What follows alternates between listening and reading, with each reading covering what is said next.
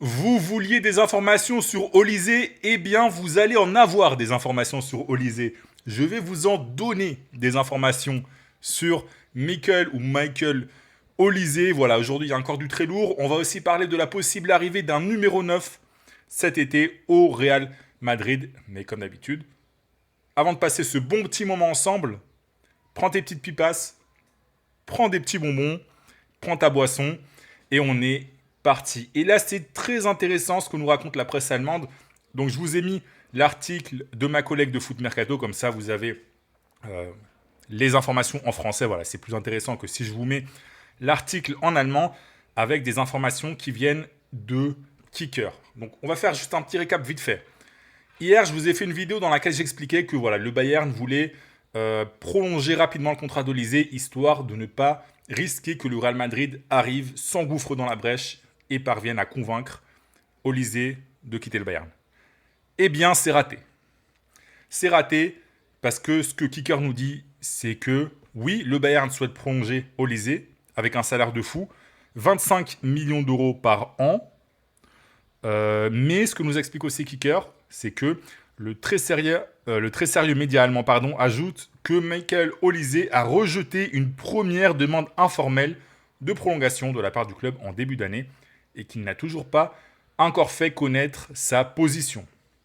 D'accord. Donc cette prolongation, ça s'est pas joué ces dernières heures. Ça s'est pas joué ces dernières heures, pardon, j'en perds mon français.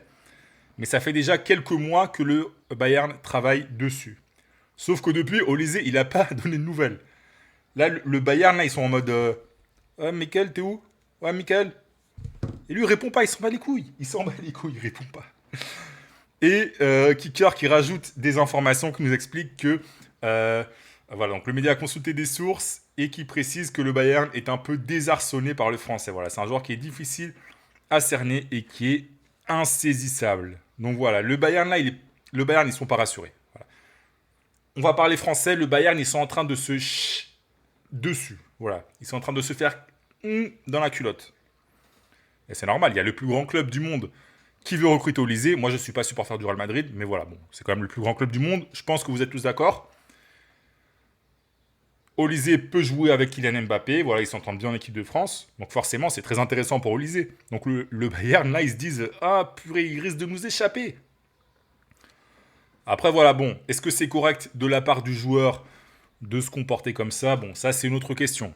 Voilà, je pense que ce qui serait correct de la part d'Olysée, c'est, s'il veut vraiment partir en tout cas, c'est de dire au Bayern, je veux partir. Comme ça va se régler plus rapidement. Ça va permettre aussi au Bayern de préparer la saison prochaine, parce qu'évidemment, si Olysée part, ils vont devoir tout chambouler. Mais en tout cas, voilà, moi vous savez, je vous ai dit depuis plusieurs jours déjà, je pense qu'Olysée finira au Real Madrid. Voilà. Dans le cas où le Real Madrid passe vraiment à l'attaque. Pour l'instant, il n'y a pas de négociation, voilà, il n'y a pas de discussion entre les clubs. Mais je pense que si le Real Madrid commence à négocier, ça va se faire. Et comme je dis toujours, évidemment, bon, il faut que Olysée souhaite partir, mais comme je dis toujours, les joueurs finissent toujours par jouer là où ils souhaitent. Voilà, ça se passe comme ça. À part dans certains cas, comme le PSG, etc. Bon, mais généralement, les clubs ne gagnent rien à garder un joueur qui n'est pas heureux et qui veut partir. Donc voilà, c'est quand même des informations plutôt positives et encourageantes pour le Real Madrid dans ce dossier. Olysée. Et on va enchaîner avec une deuxième information concernant le français de Roberto Gomez, journaliste de Radio Marca. Alors je précise, c'est pas le mec le plus fiable du monde, mais bon, là ça me semble plutôt plausible, donc voilà, je vous la rapporte quand même. Le Real Madrid sait que s'il veut Olysée, eh bien, 222 millions d'euros. Voilà, il faut mettre 222 millions d'euros sur la table. Voilà, le Bayern qui veut un peu, comment dire, égaler, battre ce record de Neymar au PSG à l'époque. Bon, voilà, de toute façon, c'est pas surprenant, c'est plus ou moins les sommes dont on parle depuis plusieurs jours. Florentino Pérez, il est prêt à mettre du lourd sur la table. Donc voilà. Après, moi, bon, je vais te raconter un peu, voilà, je donne mon avis, c'est ma chaîne. Neymar, pour moi, c'est mon GOAT. Bon, alors c'est vrai que ça fait déjà quelques années, ça fait presque 10 ans. Mais voilà, je pense que comparer Neymar et Olysée, bon, Olysée, excellent joueur, hein. Grosse plus-value pour le Real Madrid s'il signe.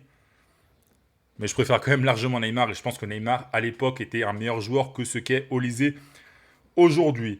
Mais en tout cas, ce serait une super recrue pour le Real Madrid. À moins que tu penses que, bon, si tu préfères Rodrigo Goes, qui est blessé d'ailleurs, on ne sait même pas dans quel état il va revenir, à Olysée, bon, pourquoi pas, c'est ton avis.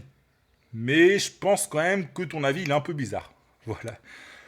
Mais bon, en tout cas, Florentino Pérez, il est déchaîné. Voilà. Moi, je pense que Pérez, ce qui s'est passé, c'est que pendant les élections, il a été piqué à vif. Il y a eu des critiques, et là, Florentino Pérez, il s'est dit « Ah ouais, vous pensez que je suis finito? Vous pensez que je suis un petit vieux?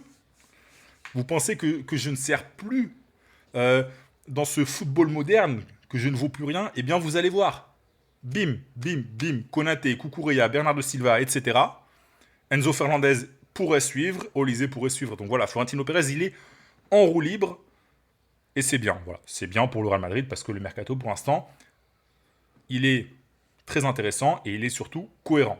Et justement, attention, parce qu'on pourrait avoir une surprise, nouvelle information, le journal AS, Mourinho n'écarte pas la possibilité de recruter un numéro 9. Alors je te calme tout de suite mon pote, le Real Madrid ne va pas recruter Harry Kane, le Real Madrid ne va pas recruter Erling Haaland.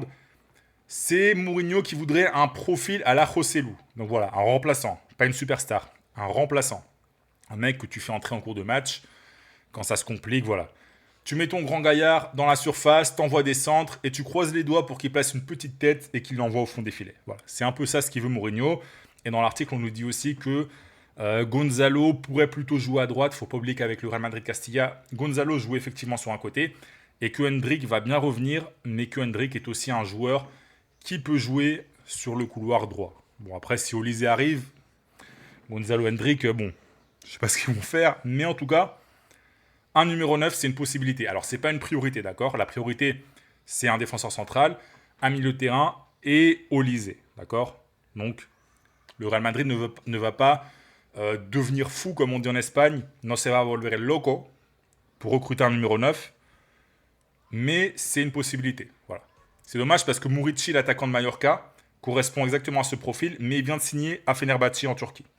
Je pense que ça aurait été une très bonne recrue pour le Real Madrid. Donc voilà, dis-moi toi en commentaire d'ailleurs, quel numéro 9 tu recruterais. Je répète, me dis pas Erling Haaland parce que on parle de joueurs remplaçants, on ne parle pas de superstars. On va enchaîner sur d'autres informations concernant les départs. Donc voilà, Ceballos, bon, Ceballos, t'es mort dans le film mon pote. Le Real Madrid ne veut même plus toi, le Real Madrid veut se débarrasser de Ceballos. Là, ce qui va se passer, en gros, c'est que le Real Madrid attend que Ceballos ait une proposition intéressante et le Real Madrid va le libérer. Le Real Madrid ne va même pas essayer de gratter un petit montant de transfert. Il va partir. Le problème, c'est que Ceballos, pour l'instant, il n'y a personne qui veut de lui. C'est un joueur qui a quand même un salaire relativement haut pour les clubs où il pourrait jouer. Voilà, il y a le Betis notamment. Voilà, on sait que c'est son club de cœur. C'est le club où il est formé. Mais voilà, le Betis, c'est compliqué financièrement d'assumer un salaire comme celui de Ceballos. Et est-ce que Ceballos, il est prêt à faire des sacrifices financiers? Je ne sais pas. Pour l'instant, on dirait que ce n'est pas le cas en tout cas. Donc voilà. Le Real Madrid risque d'avoir du mal à vendre Ceballos. Et de toute façon, même s'il reste, bon, je pense que il est mort dans le film. Déjà qu'il y a trop de milieux de terrain, il y en a d'autres qui vont arriver. Bref, Ceballos, s'il reste au Real Madrid, il ne va pas servir à grand-chose. On va terminer avec une petite information. Mario Rila, défenseur central formé au Real Madrid, va quitter la Lazio et va signer à Naples. Alors pourquoi je te dis ça? Eh bien tout simplement parce que comme pour Victor Munoz, le Real Madrid a toujours 50% de ses droits. Et donc le Real Madrid va toucher la moitié du salaire. La moitié du transfert, pardon. La moitié du transfert, donc 7,5 millions d'euros. Voilà. Alors oui, c'est pas avec ça que tu vas recruter Olysée, mais ça peut aider par exemple pour recruter ce fameux numéro 9, voilà, 7,5 millions d'euros, c'est aussi un salaire de joueur sur une année. Donc voilà, c'est de l'argent que tu obtiens sans rien faire. Voilà, grâce à ta politique de formation et ces fameuses, soit ces options de rachat, soit ces pourcentages, etc.